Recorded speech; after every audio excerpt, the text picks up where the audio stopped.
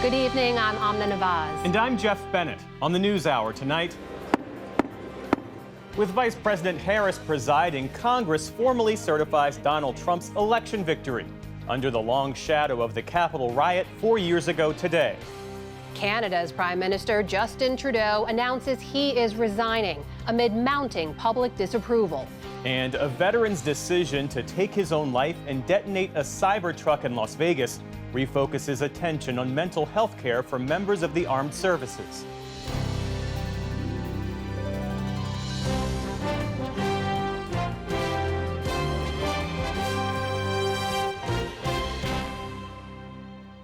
Major funding for the PBS NewsHour has been provided by... On an American Cruise Line's journey along the legendary Mississippi River, travelers explore Civil War battlefields and historic riverside towns. Aboard our fleet of American riverboats, you can experience local culture and cuisine and discover the music and history of the mighty Mississippi. American Cruise Lines, proud sponsor of PBS NewsHour. The ongoing support of these individuals and institutions. And friends of the NewsHour, including Leonard and Norma Chlorfine and the Judy and Peter Bloom Kovler Foundation.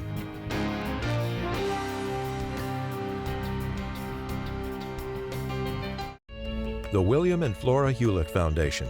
For more than 50 years, advancing ideas and supporting institutions to promote a better world at hewlett.org. And with the ongoing support of these individuals and institutions.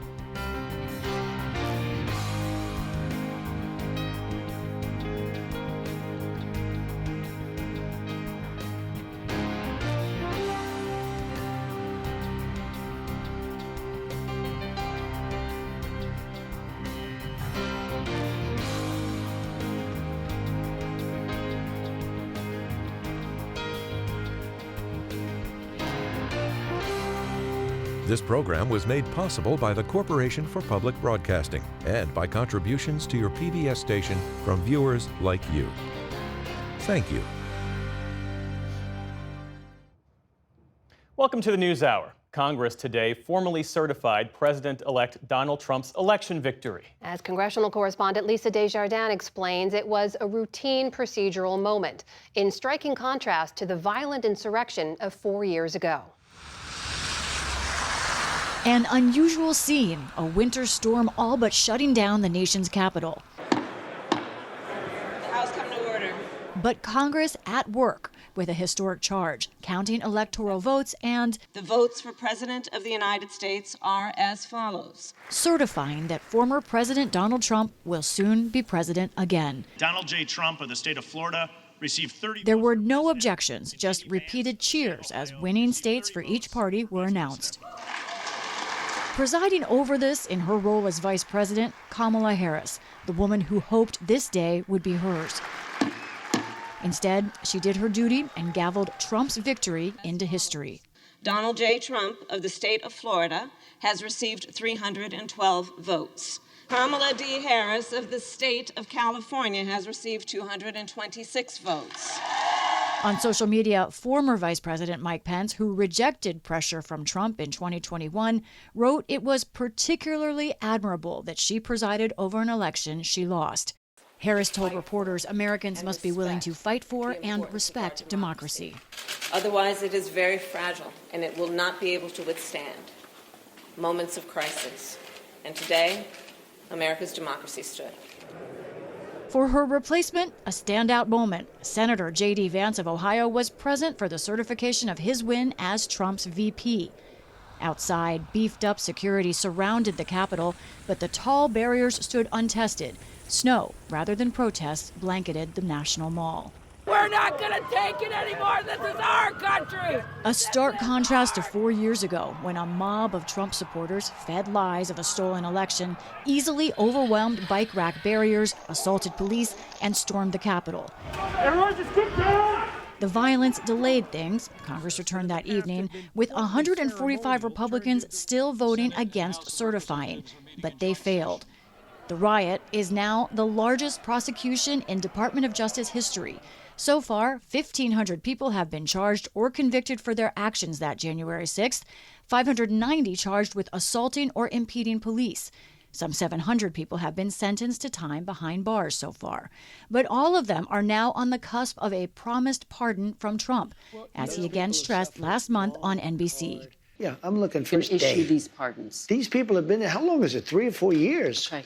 Today on the Senate floor, Democratic leader Chuck Schumer called for Trump to reconsider. Pardoning the criminals who assaulted police officers and tried to halt the democratic process would be a dangerous endorsement of political violence. President for 2 more weeks, Joe Biden wrote an op-ed in the Washington Post calling on Americans to remember January 6th as a day when our democracy was put to the test and prevailed, to remember that democracy, even in America, is never guaranteed. Today, certification again felt like a formality, but it had more unseen guardrails. Reforms passed after the insurrection raised the bar for objecting and clarified the vice president's role as purely ministerial. I think we'll remember the people who were lost, the people who were injured, the people who were wounded, and all of their families. But I think we can feel good about the fact that we still, at this point, have a functioning constitutional democracy. Democratic function will be on display in 2 weeks when Trump returns to take the oath of office, his second. Trump took to social media today to call this a big moment in history. Republicans will control the House, Senate, and White House, but razor-thin margins mean even the smallest divisions could derail the incoming president's agenda. Trump wants one massive partisan deal, loading almost every Republican priority into one multi-trillion-dollar tax and spending package to come. That plan is at odds with those announced by other leaders in the Capitol, who have envisioned smaller, separate bills. Snow didn't shut down Congress today, but for all the tranquility and normalcy, expectations are for a hard-to-predict and potentially wild ride ahead. And to catch us up on the latest news on the Hill today, I'm joined now by our Lisa Desjardins. Lisa, it was so striking to see those images from 4 years ago when a very normal procedure and part of our democracy was upended by violence. I remember you being inside the Capitol 4 years ago, and you were inside today as it all unfolded without incident. So what were you hearing from lawmakers about the mood? That's right. Anna, you were right outside for that, too. It was an emotional day, and I think surprisingly so. There have been anniversaries of January 6th, the date itself, since 2021, but there has not been an anniversary of the Electoral College certification. And I think being in that room today, talking especially to Democrats, was highly emotional. I talked to more than one, a handful even, who were brought to tears. Surprisingly, they didn't mean to come to tears when they were there on the floor, but felt themselves really drawn back into that moment, felt themselves fearing that perhaps something like that isn't all the way out of the realm of possibility now, because there is a real concern, especially from Democrats, but some Republicans I talked to also, about the whitewashing of January 6th, the idea that it wasn't that big of a deal, the idea that people want to move on. Also in that group, Capitol Police officers. For those who were there that day, it is a spectrum of emotions. Some of them still feel betrayed. In that group is Harry Dunn, the police officer who went on to run for Congress. He told me tonight that while people are calling to move on, how can they move on when there haven't been consequences and when Trump still hasn't closed the door to this kind of activity? Other Capitol Police officers, frankly, Amna, are more jaded, and some of them that have been there just counting the days till retirement. Lisa, meanwhile, today also Republicans are marking the governing trifecta. They have won control of the White House, the Senate, and the House. So what does today mean for them? Right. For Republicans, this was a celebration. They won the presidency. They were there together, and they also have that trifecta. But there's another layer to it, too, Amna. A couple of Republicans admitted to me that for the past 4 years, they've been sort of carrying the water of this idea of a stolen election, that they couldn't even speak out, many of them publicly, against former President Trump and the lies he told about this. Now they've won an election, in the words of one, fair and square. So for them, less shame after these 4 years, but all of these issues, of course, still remain hovering above the Capitol. Lisa Desjardins with the latest on a big day on Capitol Hill. Lisa, thank you. You're welcome.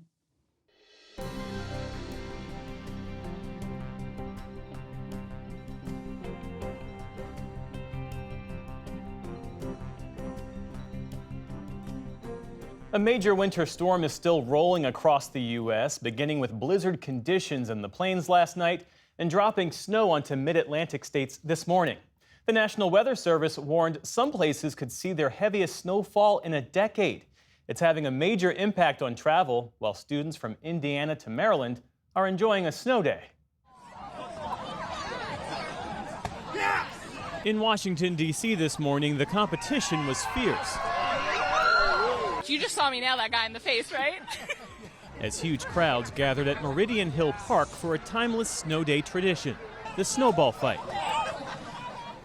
The nation's capital received its first major snow of the winter as a polar vortex chills a large part of the country. Baltimore was blanketed in white this morning as Maryland canceled classes and closed government offices. Temperatures are expected to plunge from the northeast as far south as Georgia and Florida. In Woodbridge, Virginia, residents like James Rastatter were snowed in. My four-wheel drive is broke down, so I'm using a two-wheel drive with chains. And hopefully I can get out today, and hopefully the plow comes tomorrow and gets us out. The storm kicked off in the central states on Sunday before moving eastward. Biting winds created blizzard conditions in Kansas yesterday, covering the roads with snow and ice. 10 inches of snow has already fallen there. More than 14 inches are expected for Kansas and parts of northern Missouri. The storm also complicated air travel, causing more than 1,300 flights to be canceled and 8,500 to be delayed. As the storm spread to the east, dozens of semi-trucks were backed up in downtown Cincinnati. A cluster of trucks stuck in the snow on a ramp led to a nearly 7-hour delay last night. Hundreds of thousands were without power across Kentucky, Indiana, Virginia, West Virginia, Illinois, and Missouri. Couldn't be worse. Kentucky declared a state of emergency, closing government buildings and many schools.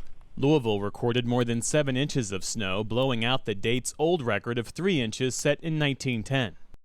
At a news conference, Louisville Mayor Craig Greenberg said the snow would end soon, but urged residents to stay off the roads. Please give us a little bit more time. Be patient. Don't get back on the roads yet. Let us have some time for the trucks, for the plows and the salt to continue making progress once the accumulation ends. Also today, President Biden is taking steps to ban new offshore oil and gas drilling across a huge stretch of federal waters. Altogether, the action affects more than 625 million acres of ocean along both coasts, plus the eastern Gulf of Mexico and the northern Bering Sea in Alaska.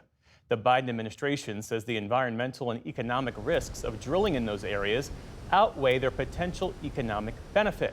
It comes just 2 weeks before President-elect Trump is set to return to the Oval Office.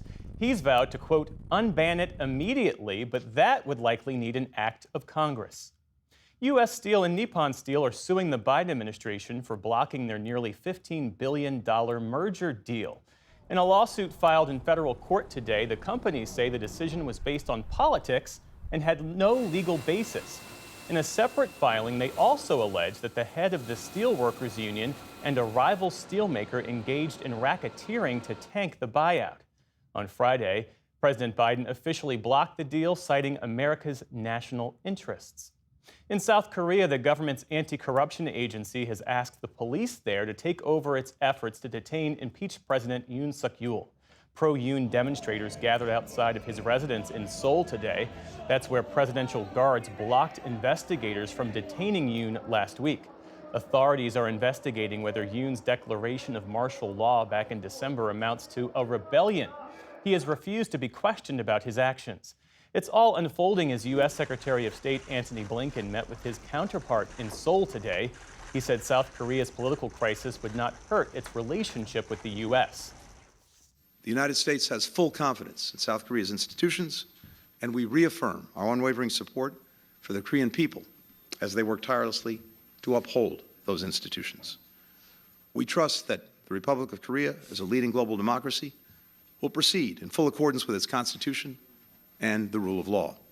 A police official says they're considering all available options in addressing the standoff with Yoon, including arresting presidential guards who blocked them from detaining him. Here at home, a judge in New York has rejected Donald Trump's attempt to delay sentencing in his hush money case scheduled for Friday. His lawyers had asked for time to appeal Justice Juan Merchan's decision last week to uphold the verdict. Trump's legal team said the sentencing, as planned, would force him to appeal the verdict while in office and, quote, deal with criminal proceedings for years to come. Mr. Trump was convicted on 34 counts of falsifying business records last May. Judge Merchan has said he does not intend to give Mr. Trump any jail time. Meantime, a separate judge in New York found Donald Trump's former lawyer, Rudy Giuliani, to be in contempt of court today. That was for failing to cooperate in the handover of millions of dollars in assets to two former election workers he defamed. The lawyers for Ruby Freeman and Shay Moss say Giuliani has displayed a consistent pattern of willful defiance over the last few months in supplying what's needed to pay down the $148 million defamation judgment against him.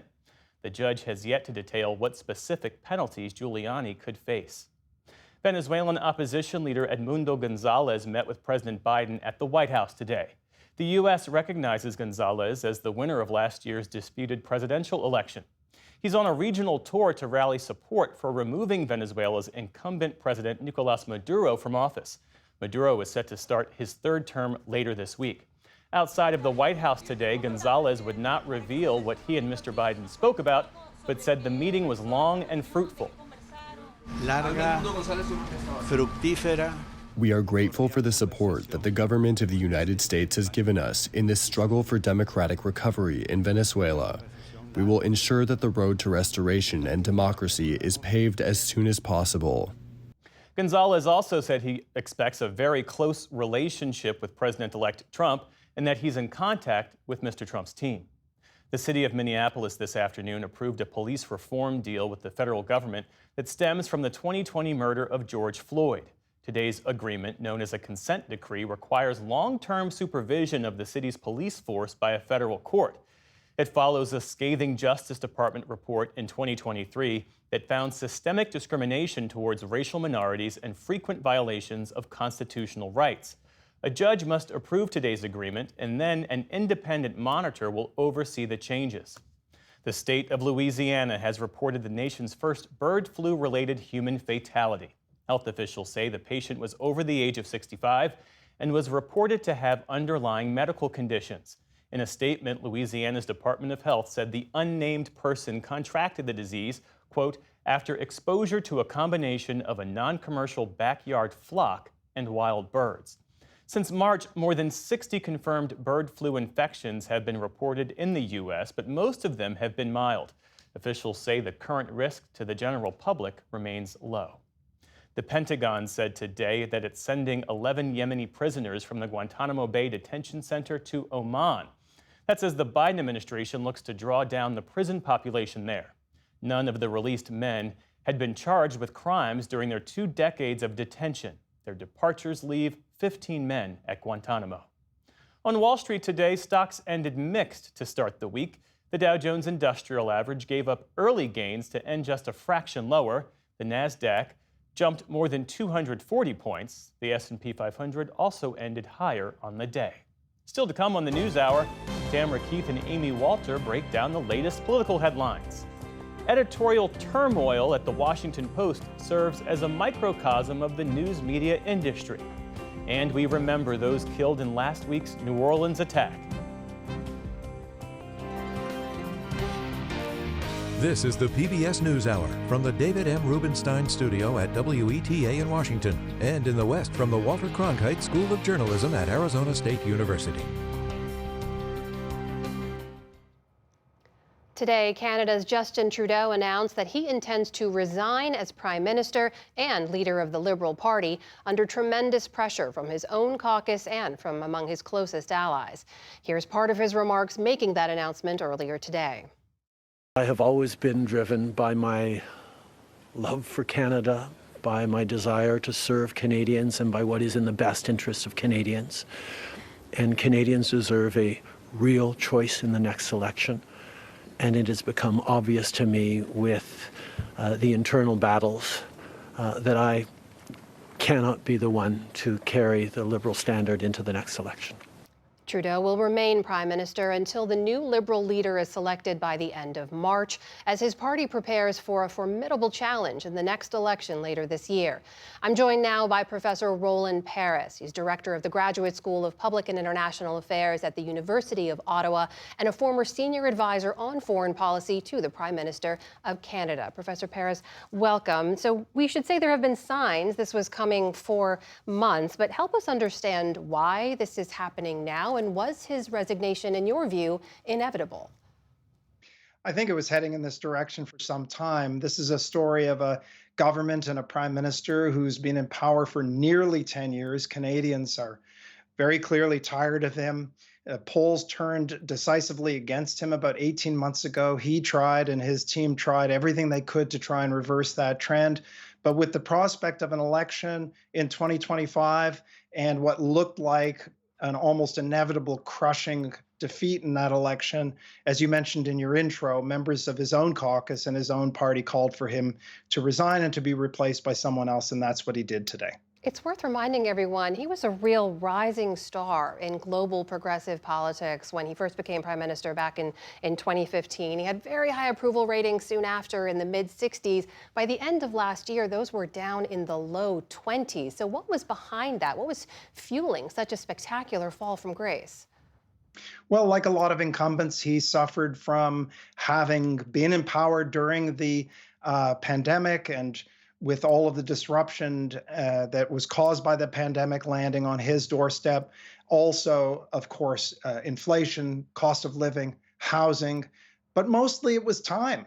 Governments don't tend to last more than about 10 years in Canada, and he was into his 9th year. Governments and leaders are always popular when they're elected, and they're usually unpopular when they're defeated, and I think that's the basic story here. Tell us about the opposition leader here of the Conservative Party, Pierre Poilievre.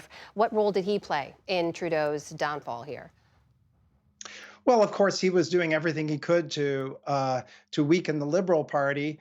He's in an interesting position right now because the opposition Conservative Party is 24 points ahead in the polls, and if there were an election today, that would likely result in a really crushing majority victory for the opposition Conservatives. So it seems like it's his job for the taking. At the same time, his net approval ratings are negative 17, so a lot of Canadians haven't really warmed up to him yet. So, we'll see what he does over the next few weeks and into what is almost certain to be an election, maybe in May, and whether he can win over Canadians. I suspect that if there were an election right now, he would win anyway, but he does have a personal approval challenge. Professor Paris, what about the role of the U.S. president-elect here, Donald Trump? He has mocked Mr. Trudeau. He has dismissed him as a governor rather than a prime minister. He threatened tariffs that prodded Trudeau to quickly fly down to Mar-a-Lago to discuss with him in person. And today, Mr. Trump posted this. He wrote, quote, "Many people in Canada love being the 51st state. The United States can no longer suffer the massive trade deficits and subsidies that Canada needs to stay afloat.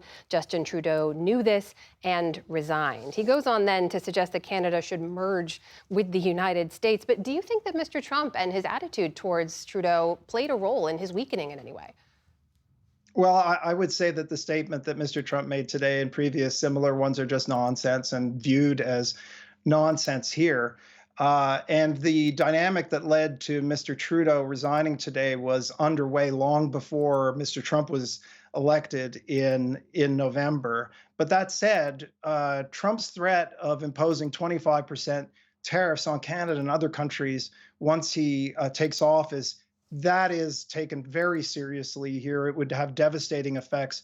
I should say, with regard to Mr. Trump's comments about Canada's trade surplus, that's really the result of Canada selling to the United States resources that the United States wants, including oil and electricity. 50%, more than 50% of the crude oil imports in the United States come from Canada.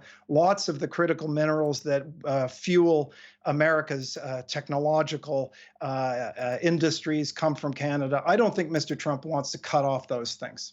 In the minute or so we have left, you have Mr. Trump coming back into office in just a matter of weeks. There could be a change of government in Canada ahead. What do you see as the relationship between these two countries moving forward in the near term? I expect that the fundamental relationship remains solid because it's so much more than the relationship between the president and whoever the prime minister is. It's a very deep intermeshed relationship, one of the closest relationships in the world, and both economically and in many other respects as well. But that said, I think that we might be in for a bumpy time. For Canada, we'll have a lame duck prime minister because Mr. Trudeau will serve until there's a new Liberal leader. Then there'll be a Liberal leader through an election campaign. And finally, the results of that election will have another prime minister or maybe that same Liberal leader. So there's a period of uncertainty on the Canadian side. And I certainly hope that that the good work that has been done to build relationships right across the U.S. political system will continue to carry forward this very important bilateral relationship in the months and years to come. That is Professor Roland Paris from the University of Ottawa. Professor Paris, thank you for your time. Good to speak with you. Thank you.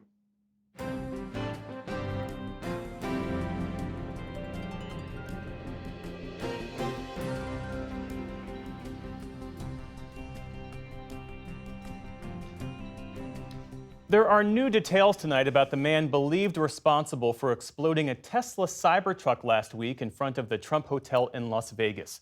Police and military officials now believe Matt Leibelsberger suffered post-traumatic stress disorder, and we now have some of the final words that he wrote that might help explain the end of the life of a decorated Special Forces soldier. Here's Nick Schifrin.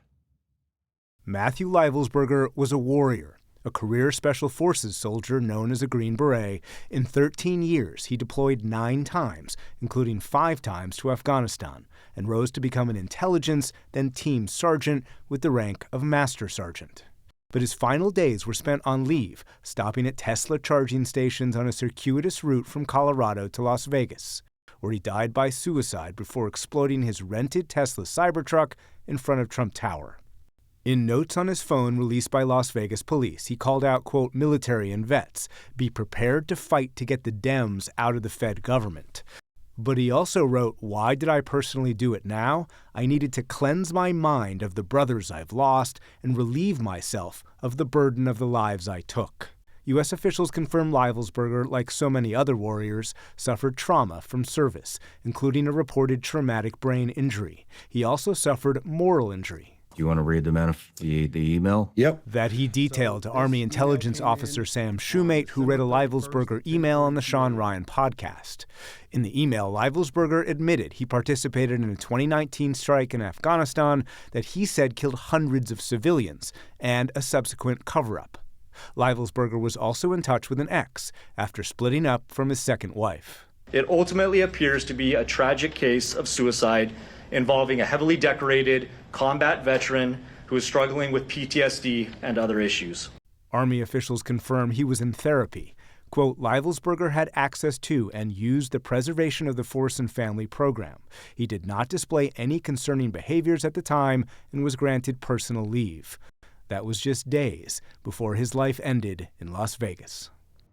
For additional perspective, we turn to retired Army Brigadier General Stephen Xenakis, a psychiatrist with extensive experience working with veterans with PTSD and traumatic brain injuries. Steve Xenakis, thanks very much. Welcome back to the NewsHour. When you look at Master Sergeant Leibelsberger's deployments, when you read what he wrote in that suicide note released by the police and that email to Sam Shoemate, what do you see? Well, it's tragic. And unfortunately, it's a story that we have heard at other times. It's a story that comes out of all these 20 years of warfare and goes back actually many, many years, thousands of years. These men and soldiers, these men and women that go through these multiple deployments under these circumstances are really events, and the stress and the trauma and pile up on them.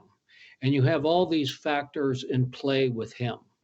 You have his sense of moral injury, which is a guilt and shame that comes with what soldiers do and haven't done, knowing that there's a core ethical principle that they live by. It's very individual, but that is a common principle that we have that is very important in terms of justifying or being able to make sense out of the actions that have to be undertaken in war. You have the stress that comes out as post-traumatic stress.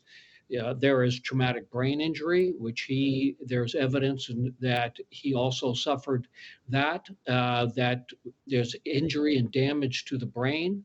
Very often, these soldiers also have other injuries and musculoskeletal pain. They have problems with sleep. We don't know in this particular circumstance if there was self-medication, sometimes prescribed medications. All of this piles up. And over time, it just gets to be too much. I'm sorry. No, it's okay. Sorry to interrupt you, but can PTSD, can the reported traumatic brain injury that his ex-girlfriend reportedly say, can that really drive someone like him to do what he did? Well, what happens is it piles up, and there's a period where the soldiers cope as best as they can. And they're able to go through their daily life, have relationships, and then at some point it gets to be too much. Maybe it's part as they get older, as they get more responsibilities, as they're thinking back and haunted by the memories, and it's almost like they fall off a cliff. And it can be very precipitous, and they get into a very dark place in their life. So it's the piling on, it's the cumulative effect of all these different circumstances that they're living with. And how does that, forgive me again, and how does that interact with his apparent family issues? He reportedly split from his second wife just days or weeks before January 1st, with whom they had a very young child. Well, there's a lot of stress, right? And they're having problems in day-to-day coping, and that can particularly play out in intimate relationships and family relationships. And then that feedback loop of, well, I can't do this, I can't do that. I don't have people that are supporting me. I don't have people that are caring, understand what's going on. And their lives just get worse, and their struggle gets even harder. So there's no one factor here. It's the connection of all these factors. It's the whole is much more than the sum of the parts. And what's important in terms of being able to care for these men and women, for our soldiers, for our veterans, is really experiencing them and engaging them as the whole person that they are, and realizing that each of these problems that they're facing will, over time, cause them to feel worse and maybe get to a desperate situation, as this man got to. You talk about experiencing with them, engaging with them. In the minute or so that we have left, is the U.S. military doing enough, in your opinion, to provide mental health services to service members? Well, look, they're trying as hard as they can. Look, these are tough problems. And even with experienced clinicians, there are people that, for whatever reason, don't seem to be able to get better. Is there more to do? Well, that's an obligation we have as military physicians, as leaders, to keep thinking about what more can we do? What are we going to learn from this incident? What are we going to learn from all the others? And what can we do to improve our support? Warfare is tough, and people bear the burden and struggle with it.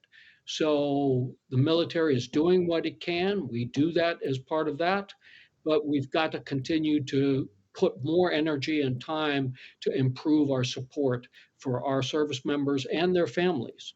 Psychiatrist and retired Army Brigadier General Steve Xenakis, thank you very much. I'm glad to help. Thanks.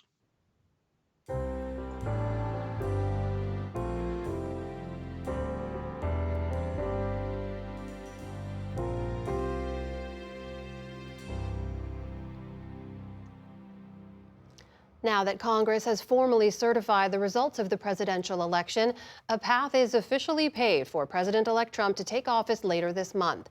For more, we turn now to our Politics Monday duo. That is Amy Walter of the Cook Political Report with Amy Walter and Tamara Keith of NPR. Great to see you both. Yeah. So Tam, as you saw Lisa reporting earlier, we had the certification of those 2024 election results passing without incident today.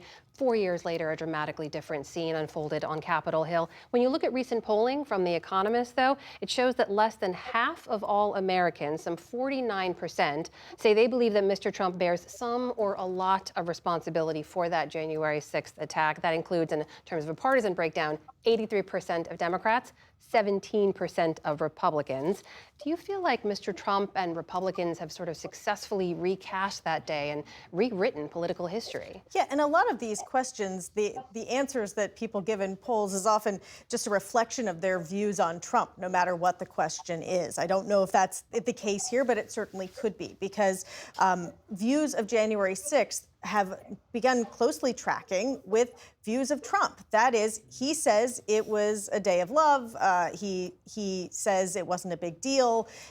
He also has said that he is going to pardon some share of the people who stormed the Capitol that day and have pled guilty or been convicted of crimes.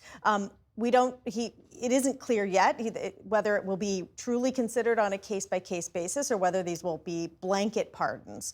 But he and Republicans, since the very beginning, since just within days, began rewriting history, began describing it as a tourist visit. And initially, that sounded absurd to almost everyone. But over time, Trump and his allies have sort of reshaped the Republican Party's view of this. They haven't really reshaped the Democratic Party's view of it. And there are certainly, as Lisa reported, Republicans in Congress who were there that day who have much more complex feelings. Well, Amy, Tam mentioned those potential pardons from President-elect Trump. In that same Economist poll, I should point out, some 33% of Americans, including 63% of Republicans, support pardons for people convicted of crimes related to January 6th. I mean, when you step back and look at this day in the context of what happened 4 years ago, how do you look at this moment? Yeah, I do think that if you think back to where we were back in January of 2001, the possibility of Donald Trump coming back into the White House seemed more than remote. But I think there are three big things that happened. The first is just the passage of time. For some of us, 4 years ago doesn't feel that long ago. I think for many, 4 years ago was actually a pretty significant amount of time. So it fell out of the day-to-day conversation. The second is the thing that Tam was talking about. We have a partisan and fractured media environment in which you get fed views that align with your own personal feelings, whether it's about Donald Trump or other issues.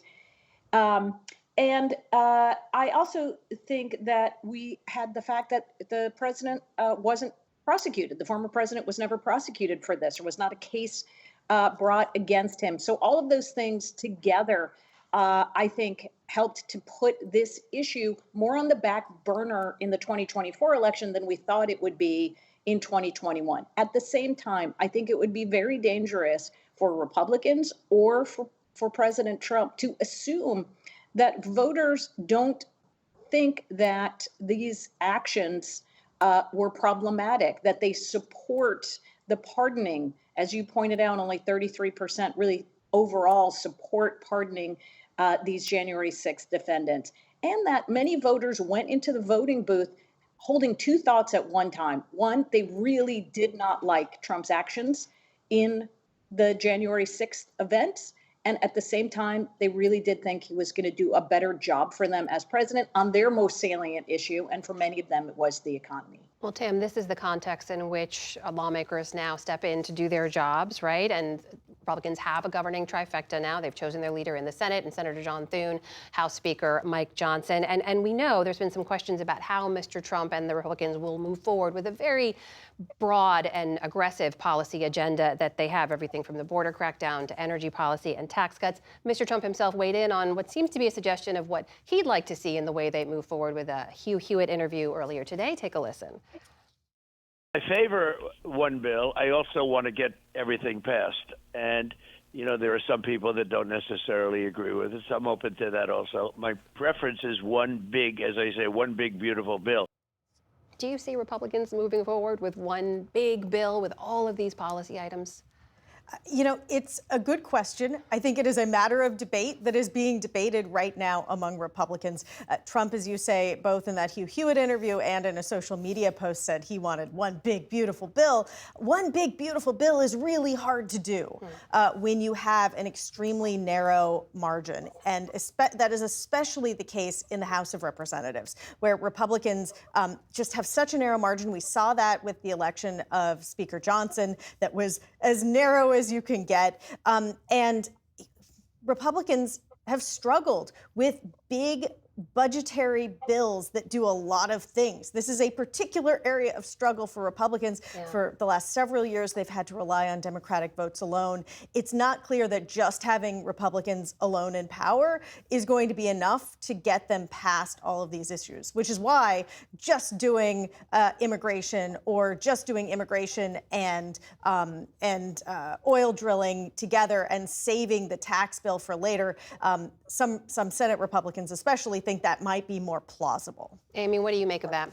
Right. Yeah. You know, get the W on the board as early as possible with an immigration and energy policy bill, which is going to be easier to get all Republicans on board, even in the House where they have such a narrow majority. The danger with that, though, is that you get one thing done, but you drag out the tax bill and other things further and further into the year. And as we know, they've got a lot of other difficult votes to take before we even get to the summer. We still have to fund the government in March.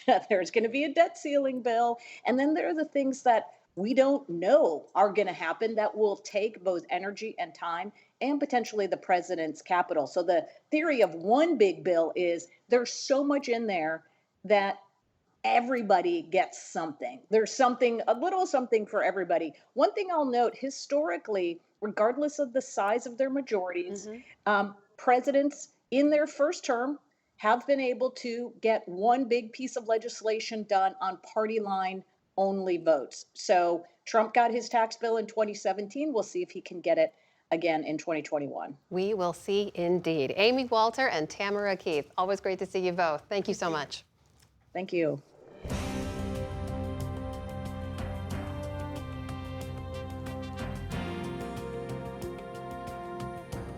Staff at the Washington Post are bracing for a wave of layoffs that are expected to be announced this week.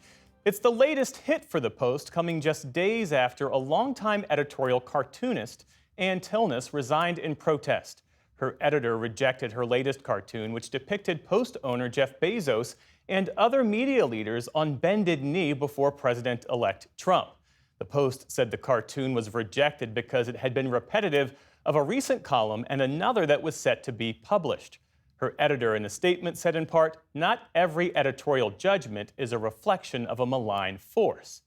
To many observers, though, it's the latest in a series of events that are raising questions about Bezos and the leadership of the Post, including a series of high-profile staff departures and a wave of reader backlash. For more on that, we're joined now by Kara Swisher, multi-platform journalist, entrepreneur, and author of Burn Book, A Tech Love Story. Thanks so much for being with us. Thank you for having me. And we should mention that you are putting together an investor group to buy the Washington Post.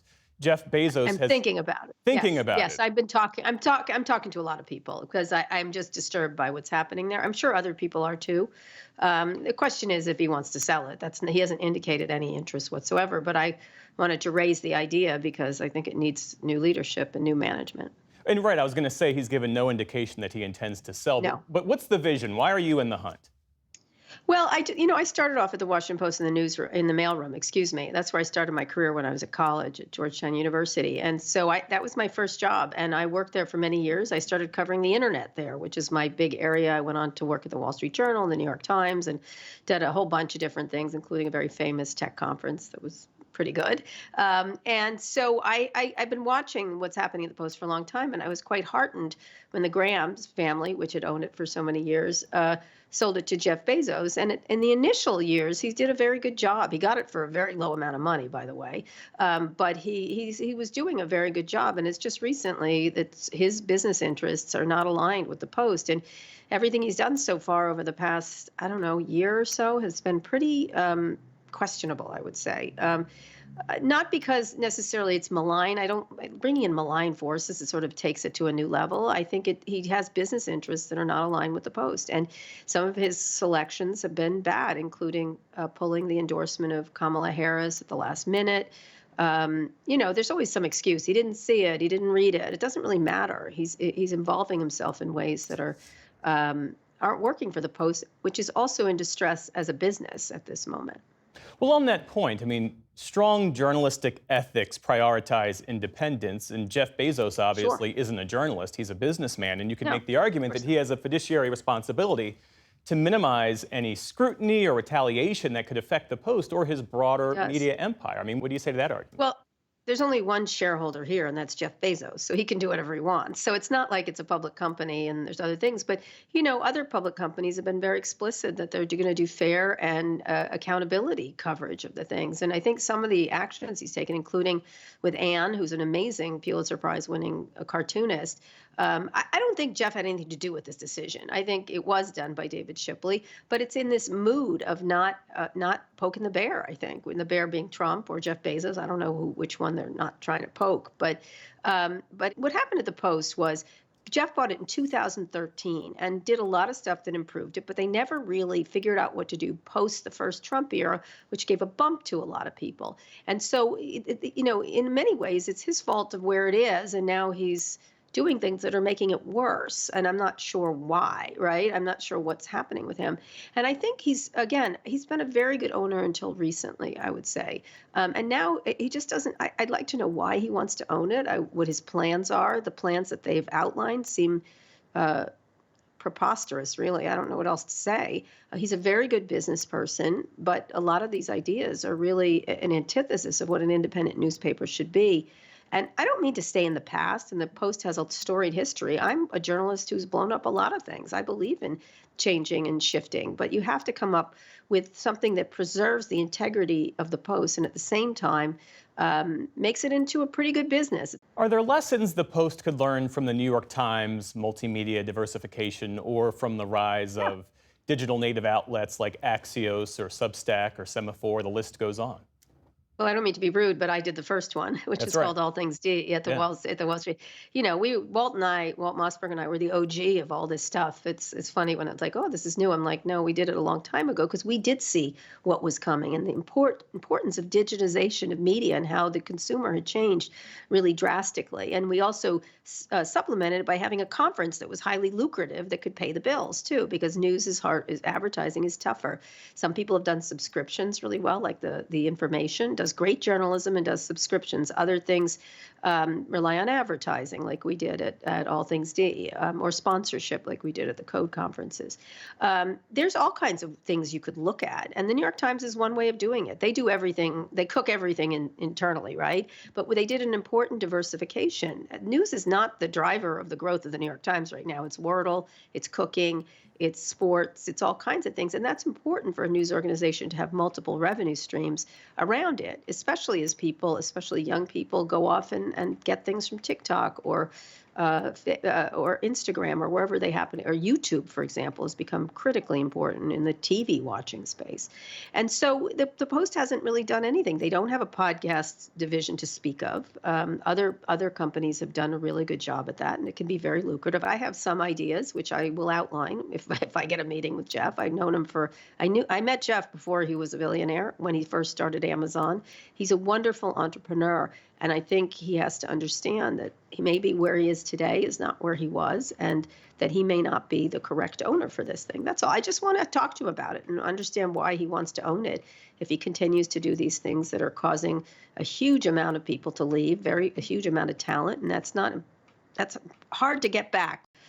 So I have some ideas of different structures, financial structures, the way you could do it, and I'm sure other people do. Well, if you could redesign the current media ecosystem to better serve the public in this polarized, fractured, and fast-paced era, what would you prioritize? Especially since after this last election, we learned to the degree to which legacy media has limited reach and limited influence.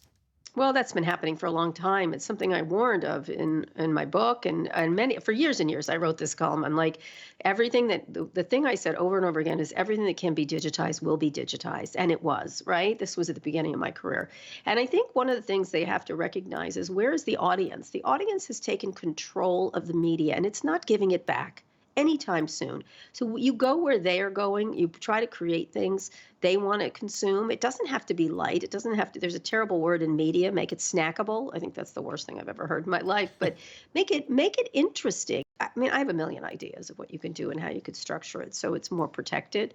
But being at the mercy and kindness of billionaires, good luck with that. I'm sorry.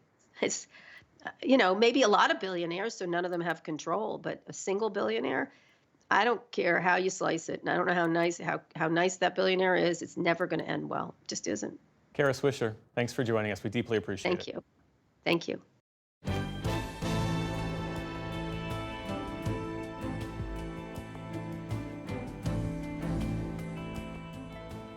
President Biden will meet privately this evening in New Orleans with the families of the 14 people who were killed in the terror attack there on New Year's Day. Before that, the president and the first lady stopped on Bourbon Street, laid down flowers at a makeshift shrine for the victims, and held a moment of silence. The president will also attend a prayer vigil and memorial service. Before we go tonight, we wanted to take a moment to reflect on the victims, the lives they led, and the legacies they leave behind. Stephanie Sy has our remembrance. Nicole Perez was a mother who was teaching her 5-year-old son how to read. She'd just been promoted to manager at the local deli where the owner told reporters she was a good mom who learned quickly. She wanted to be successful. Perez was 27. That was also the age of Martin Tiger Besh, a former wide receiver for Princeton University who was in Louisiana on a hunting and fishing trip. Before he passed, his brother Jack was able to say goodbye on FaceTime. If he could have lived, he would have. He fought so hard. Like I said, he's always been a fighter. He was always the little guy, and he always had to fight. And that's what he did until the last breath he took. Terrence Kennedy, 63, was a born and raised New Orleanian.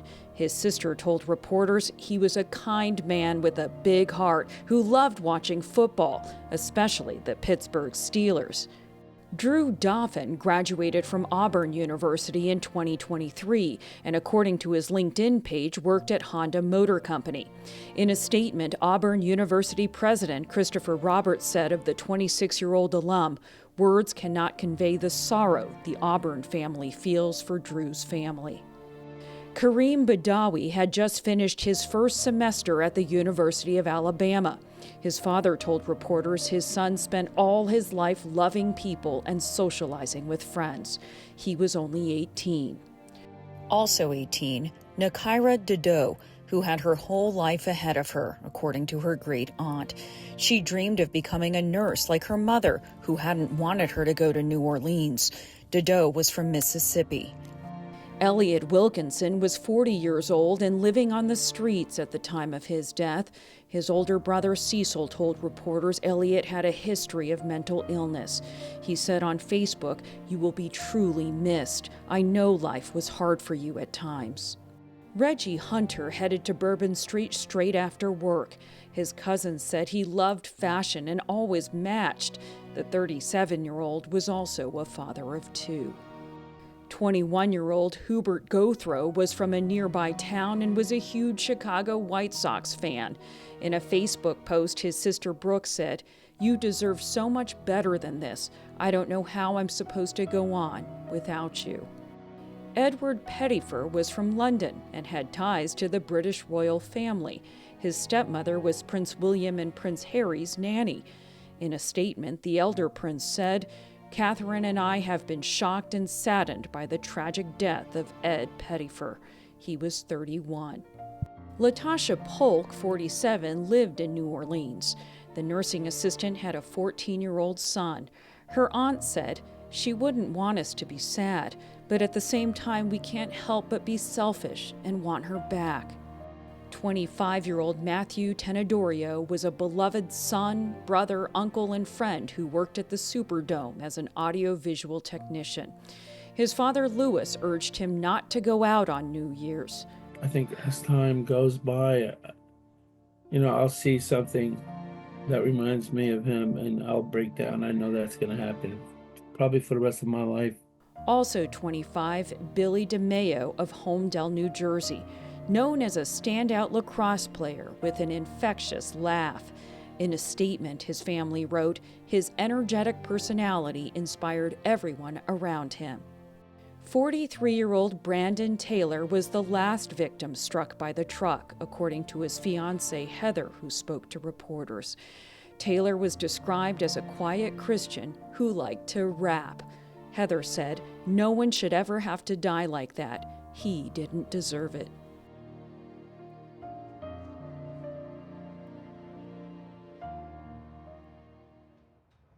Of course, our thoughts are with their families and their loved ones. And that is the News Hour for tonight. I'm Amna Nawaz. And I'm Jeff Bennett. Thanks for joining us, and have a good evening. Major funding for the PBS NewsHour has been provided by Cunard is a proud supporter of public television. On a voyage with Cunard, the world awaits. A world of flavor, diverse destinations, and immersive experiences. A world of leisure and British style. All with Cunard's White Star service.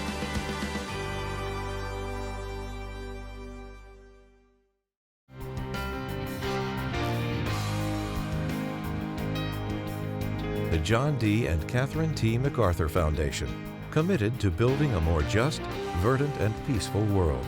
More information at macfound.org. And with the ongoing support of these institutions.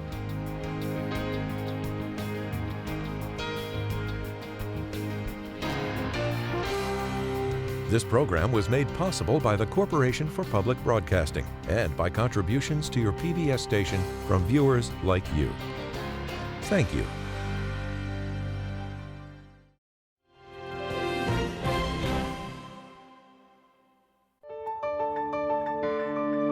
You're watching PBS.